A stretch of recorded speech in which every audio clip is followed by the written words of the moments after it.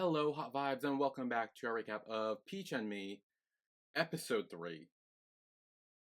This was even like I don't know like I keep saying this, but like this episode is better than the last one. Like I don't even know how. Yeah, well, this episode had a lot of action It and, did have a like, lot. kind of, like, stressful moments, but also a lead up to a possible, like, field trip episode. Woohoo! We're going camping For the finale! We're going too, camping like, in the finale. It's gonna be great. yeah. Oh my God, So that was fun. that was so fun. Also, Yeah, I had a... focus is now on streaming. Oh, yeah, I sent that to you. I was like, yeah, no, we got it. It's here. I listened. We get it. Put it in my BL playlist. I forgot to do that earlier. No. But I did add it. Okay, yay! Yes, Focus is now streaming if you guys want to listen to it. I did. It's great. It's wonderful. It's okay. Because we were, like, stressing about that last week. We're like, where is it? Where the fuck is the song? We want it. I knew it would eventually come out, so I wasn't that worried. I just knew it sometimes. Sometimes it comes out immediately, sometimes it takes time. I'm just like, well, before we go visit our estranged dead mom's grave, uh, how was your week this week? What a way to go. How was my week this week? Ooh. Recap of not. Let's see. Every time I say it, you go. I did? And I swear to God, that's the face every time you went, okay, I'm gonna recap Pit Babe too. I'll be honest, I literally went to just upload my reaction I to me know, on but Patreon. like, it's so funny. And I went to do, and then you're just like, I didn't know I made a face. It's so, it's so funny, because like, I know I made that face, like, without even meaning to, like, whenever I did, whenever you did Pit Babe, I was like, alright, let's go through it. What the fuck happened in Pit Babe this week? It keeps getting better. It's really good, and like, really accurate, and honestly, genuinely, I think they are going about this a really good way, because inherently, like, the genre is very, like, questionable, red flag, dubious consent, that kind of thing. Like, inherently, because it's about, like, instincts and, like, dynamics and things like that. So inherently, it's gonna be, like, a bit questionable, in the consent realm, which is, like, different rules apply. But, so I went into that, this knowing that. But they are going about it a really good way, and showing, like, and giving as much, like, consent to the characters as possible, because, like, the main character was, like, bitten out of instinct and bonded on instinct, and he was like, I've literally lost my life because I have to sit here stuck with you, and like, I know that was out of your instinct, but like, it's literally, I've lost the future that I was thinking of before, and I kind of have to grieve that. And the other characters, like, giving him as much control of the situation as he possibly can in every moment. And I'm like, you know what? In this situation, he's being as much of a green flag as he possibly could be. I'm like, this is actually, they're going about this very well writing wise and just like concept wise. So it's honestly very good so far. I'm very intrigued about our main character, because from the beginning he was like, the fuck is an omega? And I'm like, bestie, you live in this world. There are hospitals with like giant signs that like are dedicated to this specific thing, and you have no idea where have you been? Have you been in a coma? Like, it's so funny, because every episode it gets a little more ridiculous of how did you not know, because they keep adding shit in. But also there's been other little things where it's like, are you are you like a sleeper agent? Are you like a spy? Are you like, is something going on with you? Because there was one point where it's like, yeah, it could be instinct, but like the way he like shot off a gun at like a shooting range when he was like going up against another, he was like, it looked like he lost, but then our other main character was like, no, like, this shot was to disarm him, this shot was to like make sure he was out of it completely, and this shot is fatal. So like, he basically like did all these shots perfectly to kill whoever this would have been. And I'm like, what the fuck? Like, I was like, it could be instinct because he's a different kind of omega, but also like, I feel like there's a different layer there that we just haven't found out yet, because it feels like there's other shit going on. I don't know. Only 4 episodes in. I don't work on Tuesday for once. I have a doctor's appointment at 1:20, which means I need to jump in right away and watch it. But like, I'm excited. I get to watch it when it comes out. Was kind of insane when I was working last Tuesday, because I worked 12:15, 8:45. and it dropped at noon. So I watched the first 10 minutes of the episode right before I clocked in. An insane first 10 minutes, by the way. I was like, why is this the first 10 minutes? Like, it's Christ. Watching that in the back room was an experience. And then on lunch I watched the next 20 minutes, and then I was like, oh, they're about to communicate, but I have to clock back in. Great! And so like, and then I watched the first 15 minutes when I got home. But it's getting really good, and it's only 4 episodes in, so honestly, highly recommend. What else happened this week? Let me think here. Honestly, not much, because I've just been like so out of it this week. I don't know why. I've just been a mess. I've just kind of been like lounging about. I did pull out my yearbooks yesterday when I was supposed to be editing. And because I don't know, my medication was like, you know what you should focus on right now? That. And I was like, you're so right. So I pulled out my yearbooks, went through each one, and in 2 of them, because it happened every 2 years, was the spread for every 15 minutes. And I'm like, they made spreads for this? This is kind of insane. And whenever I tell people in Maine about it, they're like, what the fuck is that? So do you know what that is? I can't remember if we talked about it before. No, I have no idea what it is. Cool. You were never traumatized. Awesome. So every 2 years, a lot of different schools, apparently mainly on the West Coast, did this thing called every 15 minutes to discourage drunk and distracted driving. And what they would do throughout the week is the Grim Reaper would be walking around school, and he would like tap kids and like teachers and administrative people on the shoulders, and they'd be pulled out of class. And then the next day in the morning announcements, they'd be read as the list of the dead for the day. And they'd be in ghostly makeup when they came to school, and you weren't allowed to interact with them because they were dead. And so that was fun. And then at the end of the week, you would attend this like assembly outside by the road, and there'd be a fire truck and 2 crashed cars, and a bunch of the theater students, the seniors, would be covered in blood, and people would be screaming and crying, and it was really traumatizing. And it's part of the reason I don't drive, because like it scared the fuck out of me. And the second time I watched it, junior year, I had a breakdown because I had a like, it was a minor car accident, but it was it was the most serious car accident I'd been in the year before. And so like going into the next year and seeing this, I had a whole panic attack. I was still crying when I got to French class. My teacher told me to calm down because it wasn't that serious. It was a whole thing.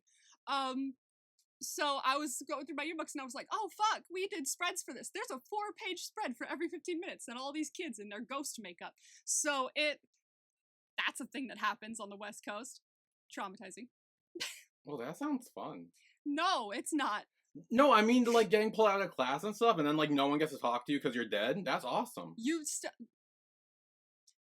not no one gets. I didn't talk to anyone regardless. That would be great. Exactly, you didn't talk to anyone regardless. You still have to go to class, but like you're not allowed to like interact with anybody, and no one's allowed to interact with you. So it's like, I know my friend was a ghost, and she was like, I literally like couldn't say hi to people that I wanted to say hi to, and it like everybody had to act like I wasn't there anymore. And cops would come to the classes the next day as well, and they would read the obituaries of the students as well.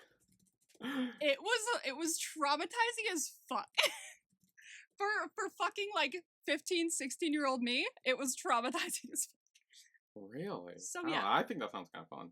Nah, it traumatized a lot of children.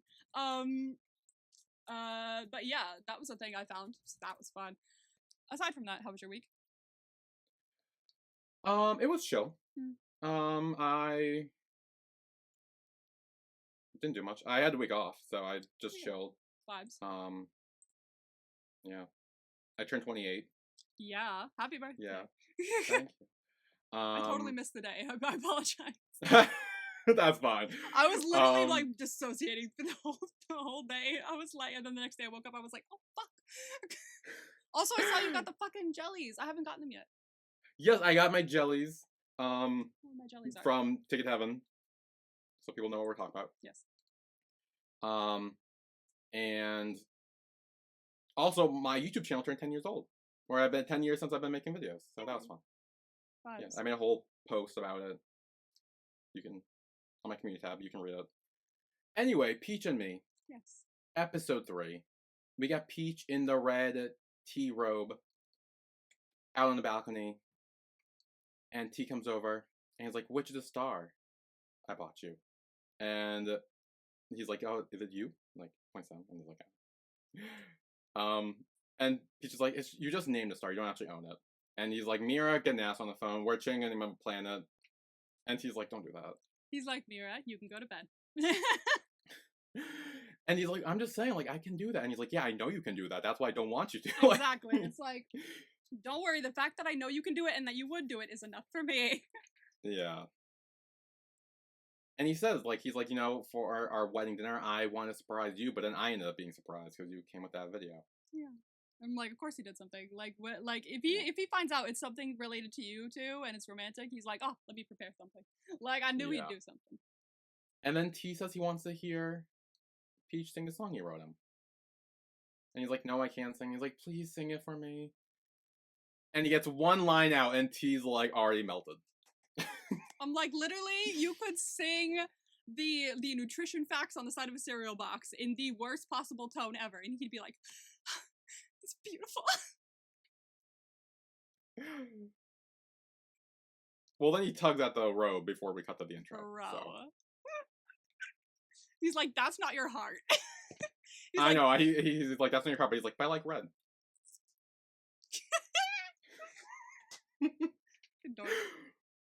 Oh my god.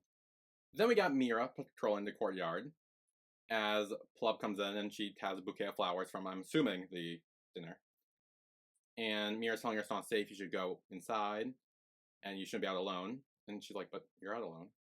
And Mira says, like, yeah, well, as a bodyguard, it's my responsibility to make everything secure. And I need to make sure everything's safe. And she's like, well, it's fine. I can show you around, because I know this place top to bottom. And she's like, I already know that. And she's like, okay, covers her eyes. And she's like, take me to the glass house so I can put the flower in the vase. So cute. And she's like, okay. And then she's like, but watch the step. There's a step right there. And she's like, oh shit, there is. It's like, damn, she does know her way around. I know, props to her. She does know her way around. Very well. I would have totally forgotten about a step. Yeah. I'm also shocked, like, because I feel like so far in the past 2 episodes, we kind of saw she's not, like, not that she hasn't been a good bodyguard, but she definitely hasn't, like, at the very least, lived up to Mulk standards at the very least. Yeah, I think it's the fact that whenever Plub's around. So I think whenever she's, like, on her own, or maybe, like, you know, trying to figure out how she could be better, she does very well, because she's obviously learned the layout on her own and the facts on her own. It's just that when Plub's in the room, she was like, what was it again? Yeah. And then she asked. Another thing I learned this week, I'm a dumbass and have seen Emmy and stuff before. In what? We have both seen Emmy in something before. Well, I know I've seen her in something. Oh, you do know. But what did you see her in something? Oh, it's something that I have definitely seen, like, that you've also seen. Like, it's... what? No, the thing I've seen, I don't think you've seen, so I didn't want to say it. No, this definitely, trust me. I have slipped... Oh, no, I know what you're gonna say! Because I looked it up for the, when I was doing the, like, anniversary thing, or whatever the fuck, I was, like, I looked up every single fucking cast list, and I was like, wait, you were playing that girl? Yeah! Like, last Twilight plot, I was like, because I was watching a reaction for Peach and Me or something like that, and he was like, oh yeah, you guys told me that I have seen her before, she was in Last Twilight. I was like, no, she wasn't. And I was like, if Emmy was in Last Twilight, I will eat my shoe. And then I went through... That was expression. And then I went... Okay, I'm just saying. Expression. You said it now. And then I went through... And then I went through my drama list, and I went, who the fuck? And I sat there for a good minute, and went, oh my god, she's the guy's girlfriend! But it's so funny, because when I think of the guy's girlfriend, I don't picture her. I don't think Emmy. And then, like, when I really, like, focus, I'm like, yeah, there she is. She's there. It's just, I have to really force my brain to be like, this is her character in this, and this is her character in this. Like, they're both Emmy. So then, Plub starts wondering if she's from Hong Kong, or if Thailand, and where her family's at, because that will determine whether it's good she came here or not. And Mira reveals that she doesn't have a family, because Arsene purposely seeks out people who don't have families or anyone to rely on, so they can give, they give them, new lives and new education, and trains them in exchange for their loyalty. And while she's talking about this, we see Malk switch to the left hand when he's shooting. when it went over to Malk, I was like, oh shit, don't make me cry now, because now that adds another layer, because Malk didn't have a family, and so this was his family when they finally like were comfortable with each other. And he like made a family with these two, and I'm like, ah. Well, yeah, well, that was the thing we kind of saw last episode with the three of them being like young Yeah, kids but and like this running adds around, another yeah. layer of like he didn't have a family at all before this, so he kind of like found one here. It's a found family dynamic. I cry every time I see a found family dynamic. I love it. Yeah. And Plub explained that, me and Peach were orphans too before we came here. And we cut back to the flashback of their past, and Peach wakes up from a nightmare of that as well. And he's kind of like, it's fine, we can go back to sleep. And we hear T's voice say, there's something I never planned on telling you. Not because I was trying to hide it or anything, but it's something I found out and wasn't sure if I should tell you. And we cut to him telling Peach this with an envelope. And then we cut to Plub with the kids, talking about how they're doing all the toys to foster care and the place they grew up, because they're like, yeah, no, like, we're not going to be alone anymore, so we don't need these. These kids are so sweet. Like, they're raising them very well, for one. I know. Well, and yeah, because also, they but probably, she was like, is this the one you hug every night? And she's like, yeah, but now I don't need it, because, like, I'm not lonely. And I'm like, girl, I wasn't lonely either, but, like, honestly, I would regret it the next day if I give away the thing I hugged the most at night. Well, I think it's symbolic. I think it's different for, like, orphans and stuff, because it's like they didn't have they hugged those because that was the family. Yes. I think it was if she grew up with it, and if she, like, had it in the orphanage as well, I feel like that's a toy that she'd probably keep. But, like, because it's been for years, like, kind of an anchor. Right. But if she just got it, and it's just the one she hugs every night, maybe it's fine giving it up. Yeah, because I think more so toys or stuffed animals or whatever for, in foster care is more so like love and like a connection with like some sort of like family, something that's yours pretty much. Something that's yours, yeah. And they have a family now. They have their dads, aunts, uncles, all them. So they don't really need them anymore. Exactly. And they're kind of just like, yeah, no, which is great, because I feel like no child would actually do that. Yeah, this is so sweet. Honestly, like, I think it's a combination of the fact that they like grew up in foster care and then were taken in by people that actually care, and it's like, you know what, we were lucky, and so we're gonna like pass on some of that luck and some of that fortune to others, because we were in that space before. And the fact that these children are thinking that deeply is the sweetest, most amazing thing, and I love this family. We see that T and Peach are watching, and he decides that he's gonna tell Plub, so they go outside and gives her the envelope, which reveals that their mom's dead. She died a long time ago. Damn. We find out it wasn't the dad at all. The dad, he didn't kill her, because he's been arrested. Yeah, he's been in jail for a while, which is good. Right. But she was sick, and they both kind of are talking about how they don't really remember her all that much. T says that he's going to take Peach to go visit her, and if you want to come, you can too. And then we see that night, Peach and Plub are talking about how they feel. And Plub's kind of like, I don't really know. I don't really feel anything. I'm not sad. I'm not happy. I'm kind of just like, oh well. Well, which makes sense. It's because it's like, because she was like, I mean, someone died. I should feel, really sad. And I'm like, true, but if you are looking at it from a place of like connection and like who died in relevance to you in your life, then it makes sense that you're not feeling that, because if you didn't develop much of a connection with your mother, who we know now was kind of just like passive about everything, about love and punishment or whatever, like on either side of the scale, it's very much like, that's exactly right, a person did die. It's like, not my mother died, a person died. So it's a bit separated. Yeah, because Peach does talk about where like she never hurt them, but she also never protected them. It's kind of just like they almost just like coexisted together. Yeah, exactly. So it's almost like living in the same house as a stranger, and then just finding out they passed away when you have no actual like connection or connecting factor to them. So yeah, we do flash back to Peach telling T that, where he just, they didn't really have a connection. And T says, but he wants to go to thank her himself, because she gave him the most precious person in his life, so he wants to thank her. The way that Peach was looking at him while he was saying that was gonna make me cry. And then I was like about to double down and actually cry when it then turned into Peach saying that Well, then to Peach Plum. said the same thing to Plum. I was like, fuck off. I was That's like, so sweet, fuck off! actually. I will actually burst into tears. I'm gonna need you to shut the fuck up. That's so sweet. It's so sweet. I was literally on the verge of tears for a couple of points of this episode, honestly. Plum's like, wow, thank God for T, because, like, I don't think you two ever would have, like, I never would have seen you like this otherwise.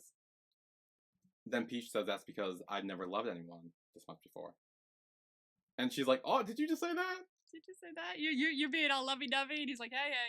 Like, he's Well, like, I meant to again, say it. It's the thing we talked about last episode where Peach taking initiative Yup. is so good. It's so good. Like this whole scene, I was like, oh my god. Like she's even clocking that he's being more open about it, and because he's being more open about his love with T, he's kind of being more open about his love for everybody as well. And you're noticing it bleed into like other relationships in his life where he's just a more open person and a more comfortable sharing his feelings with just everyone around him. And I love it. Yeah. Well, to be fair, I feel like he always did that with Plum. He always did that with Plum, absolutely. But yeah. like even if it's just like in her presence, like about T as well in general, like and about his feelings for other people as well. He's just more comfortable sharing his emotions, like without worrying about it. Like I feel like before maybe there was like I might like someone, and it was kind of hesitant, which obviously he would be because he was nervous about coming out at that point. That was that scene way back when, but now it's just like, well, why wouldn't I be? I love him. Like it's much easier. It comes out of him easier and more like less of a weight is on his shoulders when he's saying it. You can see. I love it. I love it so much. It's so good.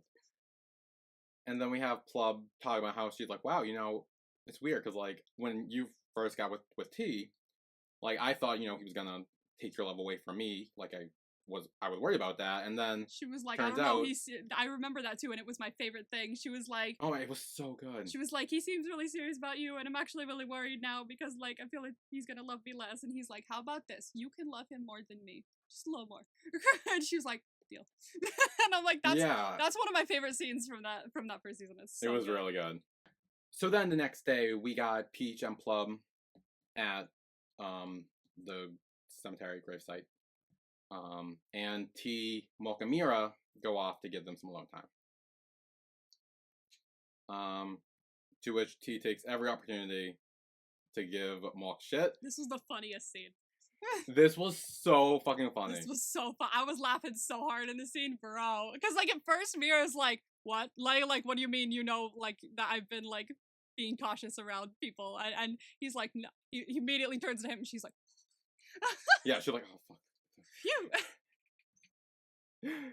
So T's like giving Milk shit for keeping his distance, playing hard to get, but if he keeps doing that, he'll be on the shelf forever. And Milk's like, easy for you to say, you're not the one that was pushed away. What if Peach's life plans never included you? How would you feel? And to be fair, now that I'm thinking about it, they originally didn't, and T still forced his way in there. Yeah, he put his foot right in between that door and was like, no, hold on. Yeah. So, like, we've seen what he does in that situation. It's now your turn, bruh. He fights for it. Exactly. That's what he does. I love that, like, I said this, like, before Mok said it as well. Mok was like, what do you say, like, love guru or something? And I was like, exactly. Bro is like, I'm married now. I'm the one who's married. I have advice to give.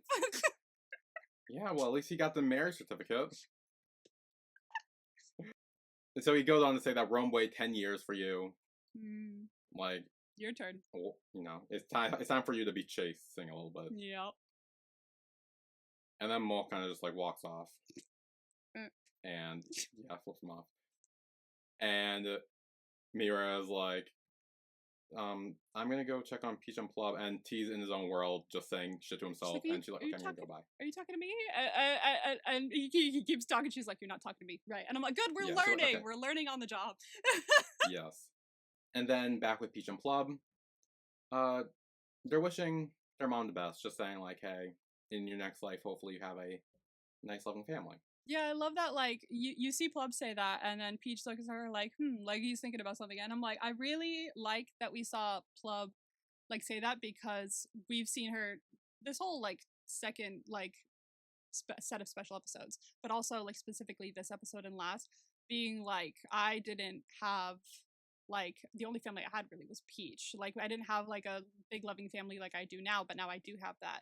And I'm happy, so I wish that for you because I know that you didn't have that when we were with you. And so I'm like, it's really sweet because it's not like there's ill will there. It's just like, like things happened, and if I still, keep dwelling on the negative, it's not going to benefit me at all. And so just moving on and wishing them the same happiness you have is such a sweet way to do it. And I love seeing Plub's character development as well because we see a little bit here.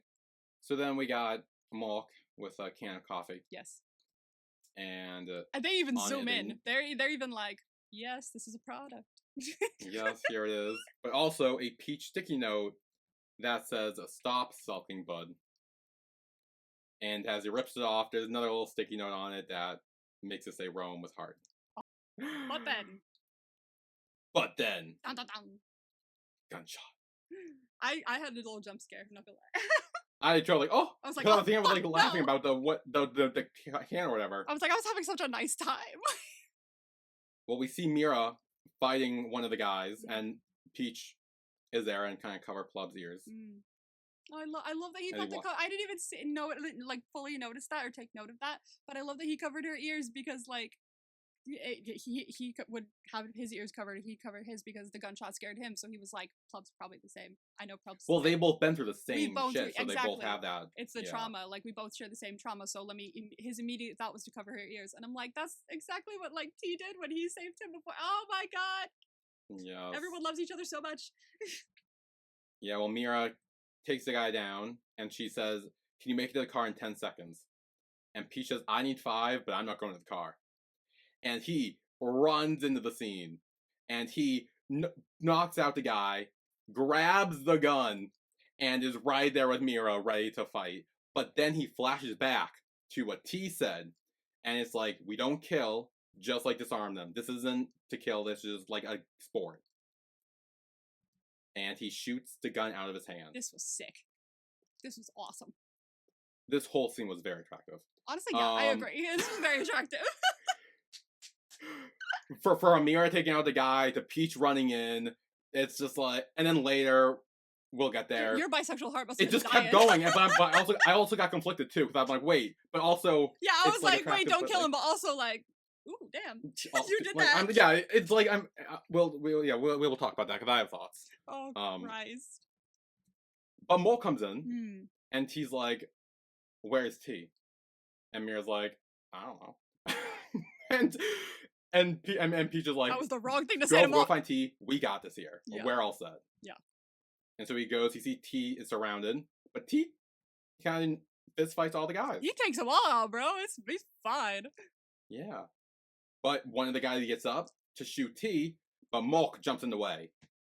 It's grazed in the arm. I panicked for half a moment, and I was like, it's a graze in the arm, it's okay. But like, I screamed. I was like, he's fine. He's still up. He's still alive. We're good. It's like, Christ, no!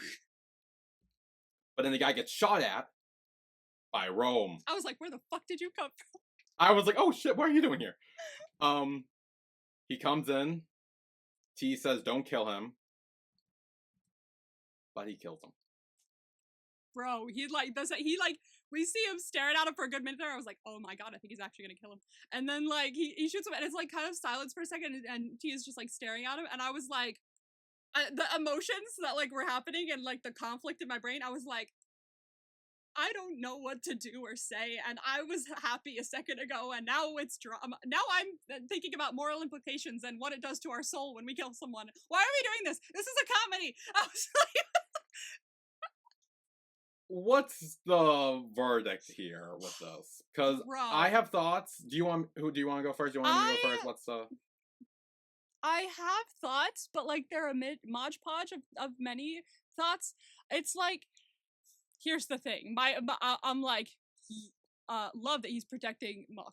Great. And then I was like, also, but we don't kill though. Like I thought we don't kill. Like what happened? And then I was like, wait, how is this gonna fuck with his like personality, his soul? Like, is this gonna like tend his soul? Has he killed anyone before? And then the other part of me was like, hey, he's showing that he can be a good leader. Maybe he is gonna take over the job. And then I was like, also T's not gonna be happy about this. But then I was like, also like, then again, like wouldn't he do the same? And so I was like, I don't know what's happening. So why don't you say things now? Okay, so I I had to have the question in the video for the episode is if you were Rome, would you kill the guy or not? No, I wouldn't.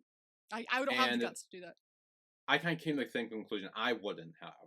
And the reason I had a reason for it. The reason being is he could see Mok was fine. He got shot in the arm, sure, but he was standing up. He was alive. He was conscious. It was fine. Had Mok got shot and maybe was knocked out on the ground, lying unconscious, and he thought he was dead, sure, go for it. It's a different But at that point. It's like a different level of like vengeful and not like immediate right, danger. But like this was just like a like lower level of vengeful that he didn't need to take vengeance on. it He was already kind of down. felt like There was no danger. yeah, and I do get he was trying to protect Mok and all Yes. that. Like I get where it was coming from, but it almost felt like I'm trying to think of the right word because I don't know if this is the right word or not, but it felt like he did it because he could.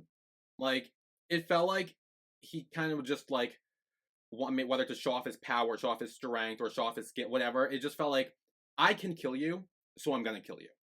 I don't need to kill you. You're not gonna hurt anyone as of where you are right now. I could shoot your gun away like Peach did and stop you. I could shoot you in the leg or arm and stop you there. But he went for the kill just to go for the kill. And I that didn't sit right with me. It doesn't sit right with me either because I wouldn't do that. However, I do see that there's like it's not just he killed because he could kill. It was more there was like another layer to it of like the person I love has been hurt by you, and I want to make sure you and anyone else around, because your friends are here, they're like, I don't know if they're conscious or not, but like I need to send a message that like if anyone hurts him again, then this will be the consequence. I feel like there was another layer of it just to like kill because like to show that he had the power to kill. I think there was the added layer of like I want to protect him in the future in a way, like insurance in a way. Yeah, I do see that it was definitely like mainly vengeance. Like yeah, before even touching him, but like I do think it wasn't all about like being able to and having the power to. Well, T says something way later where it's like he doesn't care about other people's lives. Like he almost treats it like a game or something where it's like, and I'm like, I kind of see that. I see that, and it could be because he grew up in this environment. Honestly, he grew up more with dad than he did with mom. Right, yeah, and you could always say different rules apply, and that's fair too. But I don't know. T literally said, "Don't kill him," and like Mok was standing up, and he seemed fine. Mm-hmm. He was just continuously seeing red. Honestly, reminds me of. I mean, different situation entirely because there was immediate danger, but it reminds me of every time anyone touched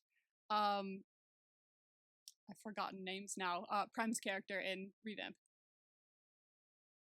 Oh, Pun. Pun, thank you. And it reminds me of whenever like anyone touched Pun in any wrong way, shape, or form, and Ramil was just like, nope, and like immediately like went for like he didn't kill anyone. That's the thing. That's the difference. Even then, he still didn't kill anyone. Even then, he still didn't kill anyone, and there was immediate danger, and it was like to protect in the situation. So it's a different situation, but I will say the base of it reminds me of that, of just like someone has touched the person I love, and so I'm not gonna think like I'm not gonna see anything but red right now, and I think that's what was going on in his head. I think once there was also the added layer of the fact that like they were broken up in a way or like not talking at that moment, and so probably he was not in the best mindset there either. But I hope that the fact that Mok is going with him to Hong Kong and they're building a relationship, I think similar to Peach and T, they'll have a good effect on each other where hopefully Mok can kind of change Rome in a way to become a person who doesn't immediately go for the kill because he's been raised in this environment to do that. So then we have Peach and Plum. Peach is checking on her, making sure she's okay and everything. And he's like, don't worry, I won't let that happen again. And she's like, I'm okay, but I think you should go check on T, because he's probably worried about you. And we see when he does go check on him, he does feel guilty for Mok getting hurt. And Peach is like, none of that's your fault. No, that's your fault. Yeah. It's literally like the people decided to come here and shoot at us. Like, you didn't ask them to. Like, this isn't on you. And T's like, well, I took you here so you could find peace, and then all of a sudden, like, everyone's getting shot at. So it's like he feels To do that at like a temple, like cemetery situation is like horrible. Like, what the fuck is wrong with you as a person? Oh, I know. Yeah. And he worries that like Plub will never trust him again. She would never feel that way. Yeah, and he literally Peach is like, no, she doesn't feel that way at all. Mm-mm. She knows you meant well. She knows you care. That's, I think, the basis for this episode, something that I noticed like a lot, and I forgot to mention in my reaction. I think I mentioned it like the first time around a little bit, but it's come up multiple times in the episode where I think the first time she talked about it with Mira, it was like, yeah, but I feel safe here, and and T said it was safe here, and it's not that he said it, it's that she feels it. Like, he's done enough and he's shown her enough through his actions that she feels safe there, and it's not just from words of him saying, you can feel safe here, it's fine. Like, she feels that way because of everything he's done for her. And you see that multiple times through the episode where it's like, yeah, people did come to shoot at us, but I'm safe. Mira protected me, Peach protected me. Like, it's not just because of T, but because of like the community and the family we've built and the actions that not only T, but everyone has shows her that she can feel safe. It's not just like that they're like, oh, you're fine, you're safe here. She feels it in her soul because of everything that they've done for each other. And you see that multiple times in the episode, and I love that that's a constant theme, and it just makes me really happy for them. And Peach tells T, he's like, don't get too busy caring for everyone else that you forget you're cared about too. Yes, exactly. Because that's his thing. He puts everyone else first and everyone's well-being and care first. And it's like, that's great that he cares that much about everybody, but like, make sure you're okay too. Yeah. So then they see that Rome's outside on the phone, and they go to talk to him. And Rome's kind of brushing it off. He's like, yeah, they were just low-ranking Arsene members trying to take over. I sent their bodies, so things should be quiet for a while. T asks, why did you have to kill them? And Rome's like, well, if I didn't kill them, then the one lying dead could have been you or Mork. And I remember in that moment being like, but he was down. Like, we had him already. He was down on the ground. All you had to do was shoot the gun away. Yeah. Like Peach did. Like, Peach was in a similar situation, too. We literally saw the same situation play out, just two very different ways. And I think they did that on purpose, so we could actually see, like, it's like there was another decision. It was possible. This wasn't the end-all, be-all. Exactly. There weren't 5 other guys running towards you with guns. Like, you didn't have to kill anyone. Yeah. There was a pause before you shot him. A long pause, meaning that there was time to do something else. He was thinking about it. Like, it wasn't an instinct on action. It was, I am consciously making this choice. Yes. It showed that there was enough time for him to think about it, make that choice, and there was also enough time that if something was happening in a dangerous situation, it would have happened already. But because nothing was happening, it wasn't a bad situation. It wasn't a dangerous situation because we already had everyone on the ground. There was no immediate threat. Well, Rome says that he's not going to stand by and let Mork get hurt like that again. That's what it is. It's to protect him in the future as well. That's what I was saying. Yeah. And T says, don't ever do this again in my territory. That was interesting. Which is a whole other layer of, like, he did it kind of on, like, his grounds. Yeah. And, like, he told him not to. Yeah. And he still did it. So it's like, this is the kind of, this is my area. Like, you're in Hong Kong. You are visiting. And you've just killed someone. And now I have to deal with it. Right. And I know he's also, like, I know that's not as big of a concern in his brain as the fact that his little brother just killed someone. But I know that he's saying this as, like, so that he doesn't, because he's trying to protect himself from feeling the actual thing that he wants to talk about, which is, like, you're my little brother, you're my baby brother, and you've just killed someone, and I don't know how to deal with that or how to talk to you about it. So Rome says he's going to leave soon, so his territory won't be thrown into any more chaos because of him. Damn. Guys, let's communicate, please. And we see he is on the phone, and he's like, get me the next flight out of here. And he's in Mork's hospital room. As Mork wakes up, and he's like, can you postpone the flight till I'm better? So I can go with you. And Nothing like a Mok says that- life-threatening situation to make you see priorities. Oh, I know. And Mok tells him, he's like, I don't know if this was enough time for you to figure out how you feel, but it was enough for me. I don't Enough want to for me. do that. Like, I'm good. T was talking to me, and I was like, oh, shut the fuck up. But then, like, I got shot at, and you know what? I'm good. Okay, I have thought about it. We're good. Let's go. And Rome asks, he's like, are you really thinking it through before you said it? Yeah, And Mok says, I said it because I didn't need to think anymore. exactly. And then He's a very rational person. I feel like if he tells you something, it's Yeah. like sincere. It's because he's thought it through. So then Rome hugs him and says, I couldn't live without you either. That's why I came back. But then he's like, ow, because his wound. Yeah. I mean, he's like, oh, sorry, did it hurt? Like, I don't And care. Rome, or Mok, pulls him back into a hug. Yeah. And he says, no, not as much as when you told me to leave. Yeah. He's like, nothing was as bad as that, so I will take whatever. Okay, as long Yeah. as you're still here, I'm good. Lean on my wound as much as you want.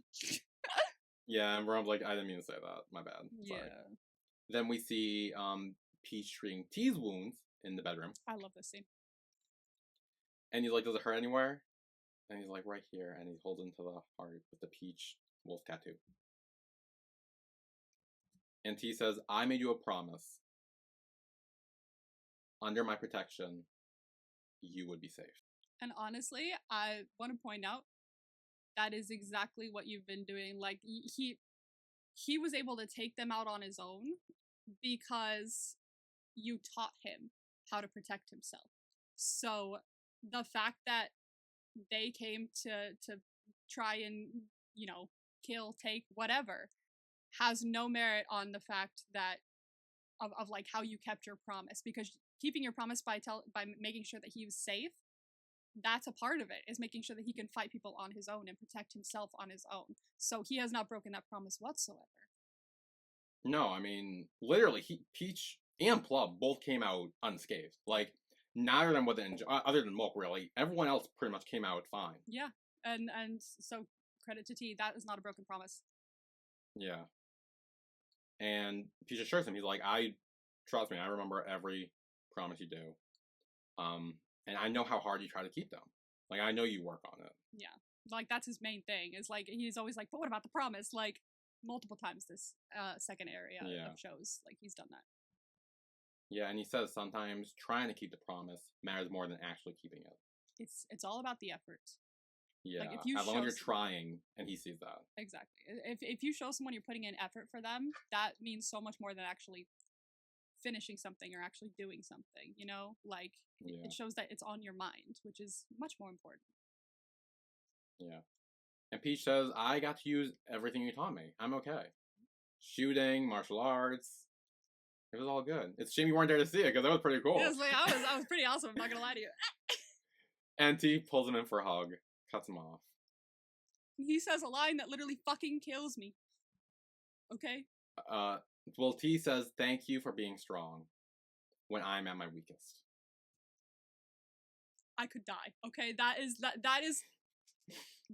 is honestly, like, goals right there for being in a couple. Like, thank you for being strong when I'm at. That's the point of, like, relationships. Well, Peach goes on to address this a bit more. Yes. Which is, he's like, yeah, of course. We're life partners. Whenever your burden gets too heavy, set it down, and let me carry it with you. Let me carry it with you. Which honestly adds a whole new, like, amazing layer to that first sentence, because also it's not just, if it gets too heavy, put it down and I'll pick it up. We'll like easy peasy.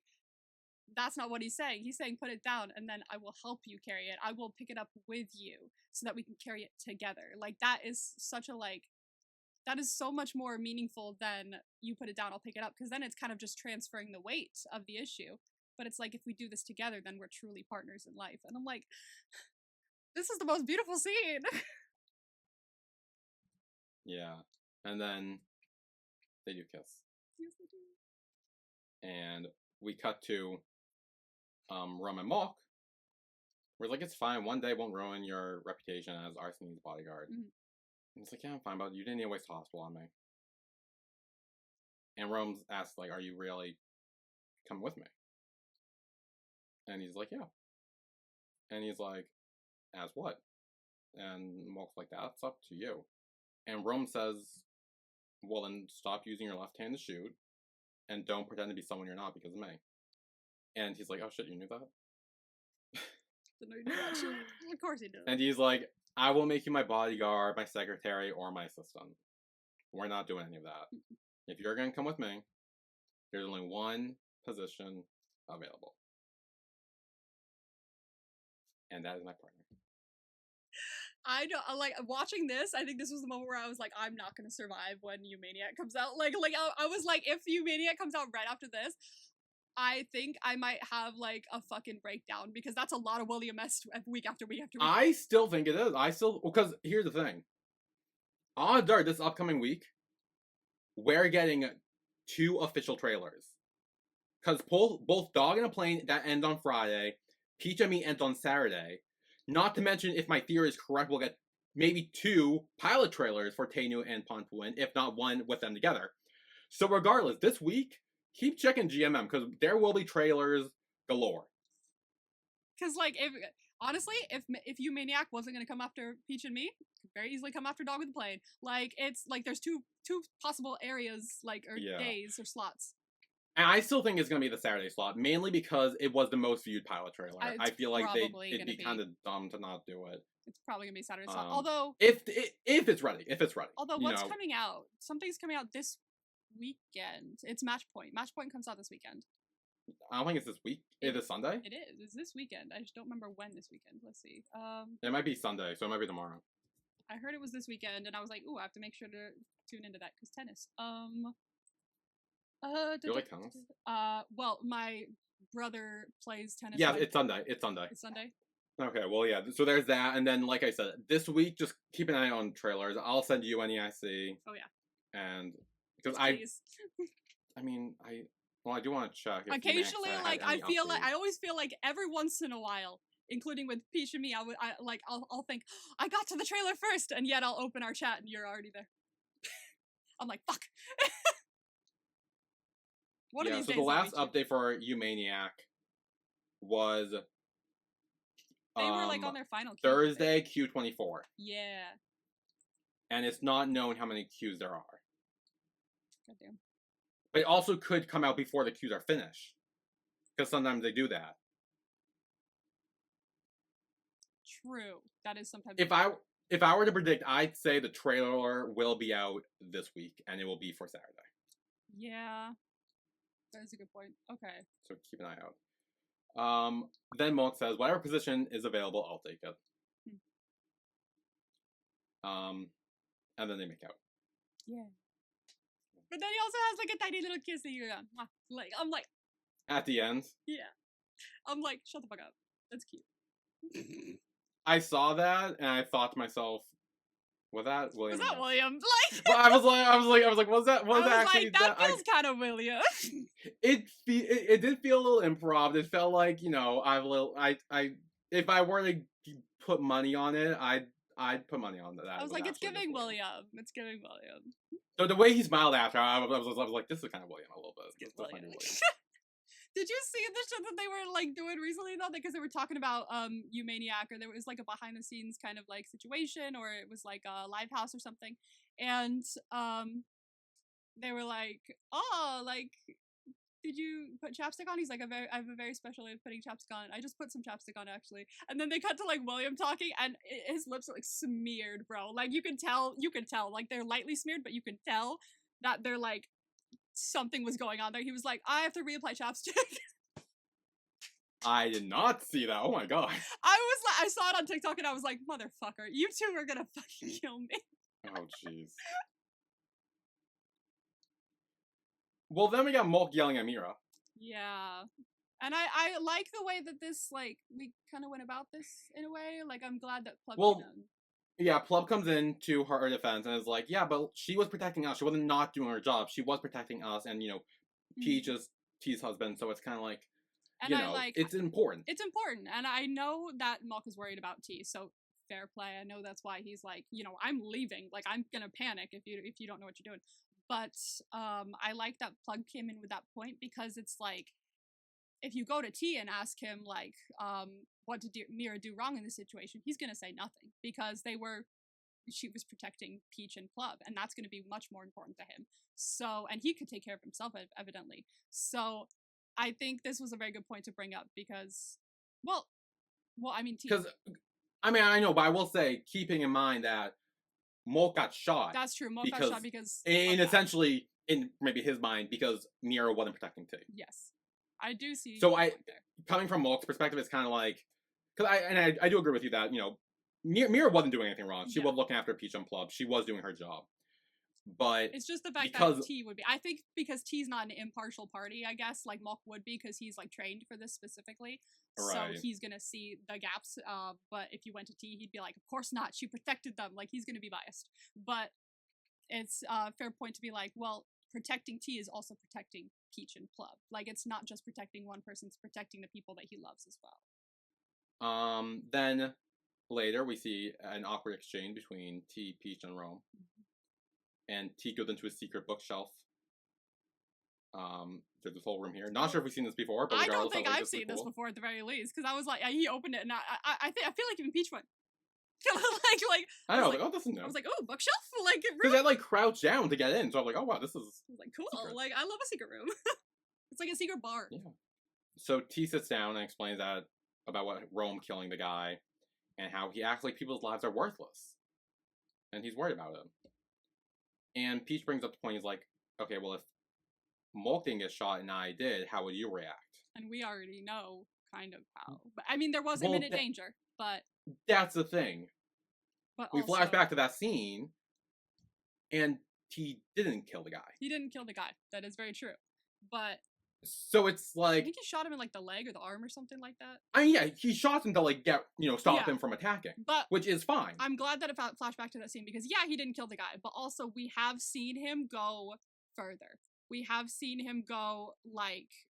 We have seen him do more than just be, like... Because in this section of small episodes, we've seen him be, protected and be like, don't worry if anyone hurts you, and it's all been kind of, like, words. So this kind of reminds us that T is capable of being like, do not fucking touch the people I love. Like, and being very serious about it, and even using a gun to, like, make sure that that safety is guaranteed. So he may not have killed him, but, like, it shows the seriousness of the situation and that he would go to certain lengths. But I felt like they were kind of implying that T would have killed the guy too. But... No, I think it was just being like... I don't think it was. Both of you are... I think it's just him being like... Cut him a little bit of slack, or at least like tamper down enough just so you can talk to him, because you both came from the same place, which was protecting the person you love and acting out of love. So then Rome's playing chess in the rain by himself until T comes over and they both apologize. He's like, I'm sorry, I would have done the same, and he's like, I'm sorry too, maybe I shouldn't have killed the guy, whatever. He doesn't have to say it like that, but he does bring up the fact that the succession's been moved up. It's as soon as Molk recovers. And he's like, that way your home can finally have peace. And he's like, this is your home too. Yeah. He's like, I know I said shit about my territory, but like, this is literally your home too. Yeah, like, this is still your home too. And he's like, okay, well, whenever I need a break, I'll come back then. It'll be like their dad, like he would come back and because he works mainly in Hong Kong, but he'd come to the house. They'd chill, so I think this is a good place to be a safe space for him and Molk. And then we see Peach and Molk watching this. Normal Spouses Club! Oh, good. Yeah! Normal Spouses Club is back! We should get t-shirts. So then we have a cookout with Peach, T, Rome, Molk, Plum, and the kids. And Rome starts reminiscing about the time the three of them went camping for the first time. It was great. The only issue was, there were a lot of dry grass around, and they burned the whole mountain. Great. Okay, let's start a forest fire, guys. Of course you got banned. Yeah. But they could probably pay the effects, so it's fine. Then later, everyone's running around playing except for Peach and Molk. Molk is kind of like, he feels a bit odd because it's like, he spent his whole life being T's right-hand man. He doesn't really know what to do now, and just go live your life.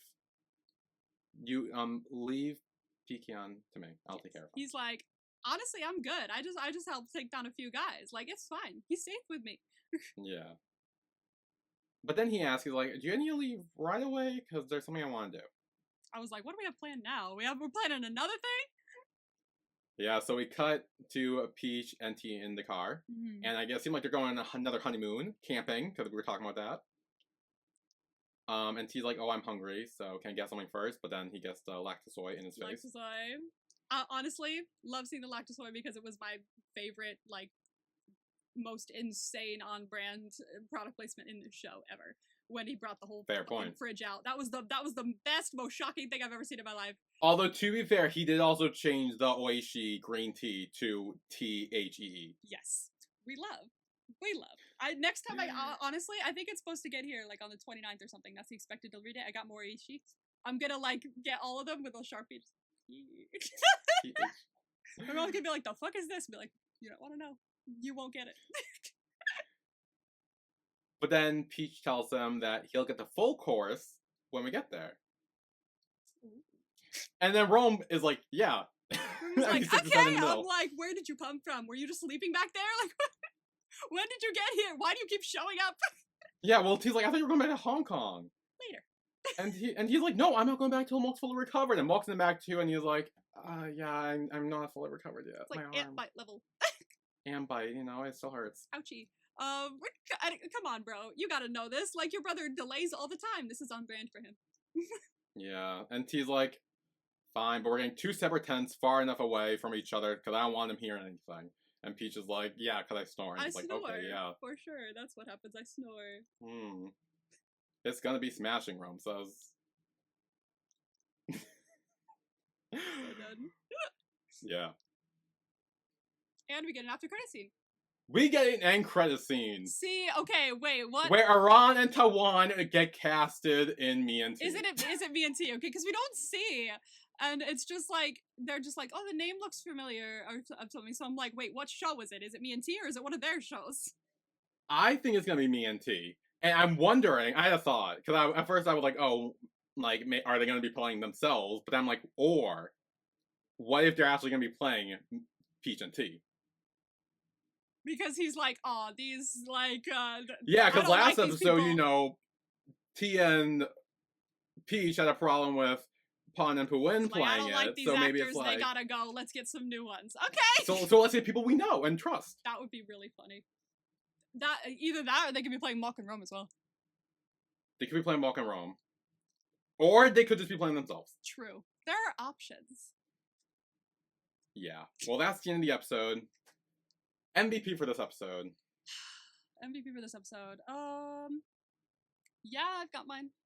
Yeah. 3, 2, 1. Peach. 100%. Yeah. He showed that he's more than capable and that he's learned. I love that. I love that he stepped up in the physical aspect of, like, you know, fighting. I love the fact that he, you know, talked Plub through the whole, like, hey, our Earth Mom's dead. And, like, kind of, talked about their feelings about that and how it's, like, fine, and validated that. And validated T as well. Yeah, validated T when he was feeling insecure. Planning this whole camping trip. He's just stellar in this episode. Oh my god, he's stellar this entire season. Good. I know, oh my god. What a level-headed, wonderful human being. Yeah, and he's also getting more possessive and more, like, you know, very open about, like, his feelings for T. Like, he's not afraid to, like, really hide anymore. He literally in the car, knowing that Rome was in the car, was talking just about like, giving them the full course meal. He's like, you're getting the full course meal when we get there, and it's like, they're in the back. They're right there. Honestly, love the character development with him so far. It's going so well. Oh my, I'm loving Peach. I'm loving Holy Peach shit. so much. I'm loving this new side to Peach that I didn't know I needed, but it's fucking great. I will say though, honorable mention to Plum. Yes, I was about to say. She did cross my mind this episode, but I do think Peach yeah. did a bit more. But I will say honorable mention to her because she was also She's been doing great as well. Yeah, I've been loving I've loved seeing more of her and, like, more depth to her character as well. Because, like, I liked her character in the first season, but, like, in this we're kind of diving a little deeper when it comes to, like, the family aspect and things like that. Well, I feel like before she was just the little sister, where here she is still the little sister, but she's also her own person. Has her own love interest, have her own love story, is also the aunt to the 2 kids. and the now sister-in-law to T, and it's like it's a definitely we're seeing more Yeah. sides to her than just a little sister, Yes. which I appreciate. We're building on it. So that was a recap of Peach and Me episode 3. Join us next week where we will be recapping Peach and Me episode 4, the finale, Oh, I don't want to and say goodbye again. maybe a trailer breakdown next week if Maybe. Humaniac comes out. Maybe, please. I mean, trailer, at least. Please. But also, like, Maybe. how will I handle that much Willie mess? Oh, I'm just very excited. I just want it to come out because I know Barker and Kin I think finished their parts in Humaniac, Bruh. and they're the side couple. Yeah. So if they're done, it's like near and the. I'm telling you, just keep an eye on GMM this week. I That's all will I'm not survive if we are in the middle of Humaniac and then we go to the Lycan concert and high five William. Like, I will not survive because I will have been like, so 2 days ago I just watched this episode and now I'm just like, hey, bestie. Like, I've already met the man. I've already high fived the man. But that was like, Well, to be I fair, had we would be finished. doing that. I had finished me and T already. I was gonna say, yeah, it's like, hey, oh, you know what's funny?